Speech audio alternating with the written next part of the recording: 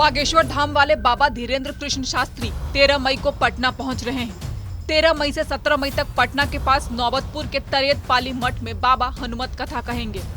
इस बीच 15 मई को उनका दिव्य दरबार भी लगेगा, जिसमें वो पर्चियां निकालेंगे। लेकिन बिहार में बाबा के आगमन से पहले ही महासंग्राम छिड़ा हुआ है।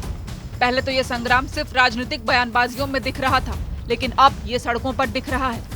एक तरफ तो तरेत पाली मठ से लेकर पटना तक बाबा के स्वागत की तैयारियां चल रही हैं, पंडाल सज रहे हैं, उनके स्वागत में पोस्टर लगाए जा रहे हैं, तो दूसरी तरफ उनका विरोध करने वाले इन पोस्टर्स को रात के अंधेरे में चुपके से फाड़ रहे हैं। लालू प्रसाद यादव के बड़े बेटे तेज प्रताप यादव ने पहले ही ऐलान कर रखा है कि वो बाबा को बिहार में घुसने नहीं देंगे और एयरपोर्ट पर उनका घेराव करेंगे। इसके लिए हर रोज मंत्री जी के सरकारी आवास में उनके संगठन धर्मनिरपेक्ष सेवक संघ के कार्यकर्ता march past left right parade कर रहे हैं। दूसरी तरफ तेज प्रताप की सेना से निपटने के लिए सवर्ण सेना भी पटना के गांधी मैदान में भगवा धारण कर तैयार खड़ी है। यहाँ मरने मारने तक की बातें हो रही हैं। सनातन धर्म की रक्षा के लिए जान की बाजी लगाने की कस्में खाई जा रही हैं।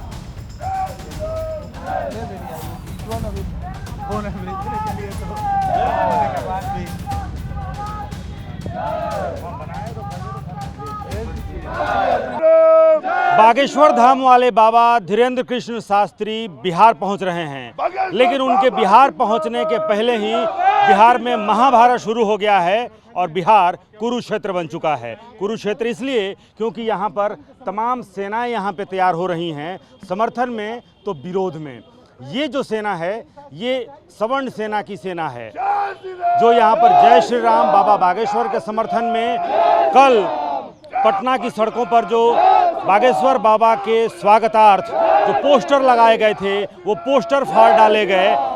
लिहाजा तेज प्रताप यादव, जिन्होंने पहले ही ये ऐलान किया है कि हम बाबा बागेश्वर का घेराव करेंगे, उनको बिहार में घुसने नहीं देंगे, उसके बाद से कुछ युवकों के द्वारा, अज्ञात युवकों के द्वारा पटना में जो बाबा बागेश्वर के स्वागत के लिए जो पोस्टर लगाए गए थे वो पोस्टर फाड़ दिए गए। लेकिन उसके बाद से डीएसएस अपनी तैयारी कर रहा है। तेज प्रताप यादव अपने सरकारी आवास के अंदर ही अपनी सेना को लेफ्ट राइट करवा रहे हैं। तो दूसरी तरफ यहाँ भी देखिए कि ये यहाँ पर ये सवर्ण सेना, ये भगवाधारी जो सेना है, ये हालांकि इसके पहले ये लोग इसी गांधी मैदान में यहाँ संकल्प ले चुके हैं कि वो बाबा बागेश्वर की रक्षा करेंगे। और ये जो कार्यकर्ताओं की फौज है, सवर्ण सेना है, बजरंग दल है, हिंदू रक्षा दल है, और इसमें ये जो है देखिए किस तरह से इसमें ये धीरेन्द्र शास्त्री के समर्थन में नारे लग रहे हैं, जय परशुराम, जय बागेश्वर बाबा और जय श्री राम। इन सब के इतर तरेत पाली मठ मैदान में भव्य जर्मन पंडाल तैयार हो रहा है। बाबा के कथा वाचन के लिए विशाल मंच सज रहा है।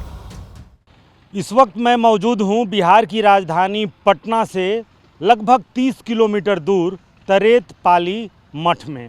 ये गांव है नौबतपुर का एक, और यहाँ पर योगेश्वर वाले बाबा जी यानी कि श्री धीरेन्द्र कृष्ण शास्त्री जी महाराज का यहाँ पर 13 से लेकर के 17 तक, यानी 13 मई को उनका आगमन होगा और 17 मई तक यहाँ पर उनका हनुमत कथा चलना है। 13 और 14 हनुमत कथा शाम में, लेकिन 15 को जो दिव्य दरबार उनका लगता है, जिसमें बागेश्वर वाले बाबा लोगों की पर्चियाँ निकालते हैं, तमाम तरह की वो बातें जो लोगों ने अब तक देखी है कि किस वजह से धीरेन्द्र कृष्ण शास्त्री किस तरह से पर्चियाँ निकालते हैं, लोगों की समस्याओं को सुनते हैं, उसका निराकरण, उसका समाधान भी बतलाते हैं। वो 15 को दोपहर के 12 बजे से 3 बजे तक यहाँ दिव्य दरबार लगेगा।